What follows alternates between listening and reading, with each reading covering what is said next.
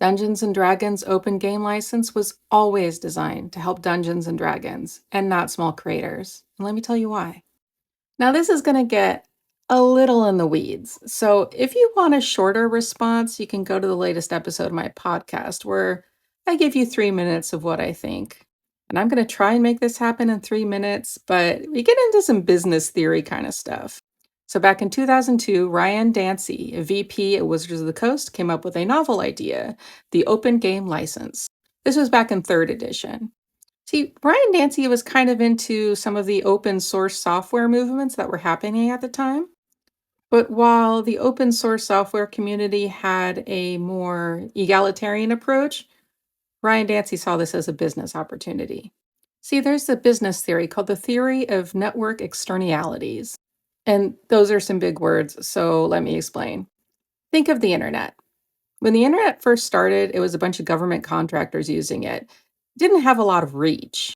But the more and more that people started to use the internet, the more attractive the internet became, right? We only want to use the internet when there's stuff to look at. And there's only stuff to look at because people made stuff to look at.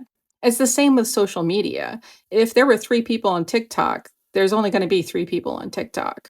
But as the platform grows, it grows and grows and grows. And because of this, it makes it really hard for anybody to compete in that space. You don't see a lot of TikTok, you don't see a lot of Facebook, you don't see a lot of Instagram competitors. Because once you capture the platform and the users, then it's going to be really hard to get them to go anywhere else. I mean, look at Mastodon. It may be fantastic, but you have to get all the people on Twitter to go there before it has the same value for users. In the context of D&D, that meant driving people into using D&D by making a robust system of other content that makes D&D playable by more people. So the more people that play D&D, the more people that play D&D.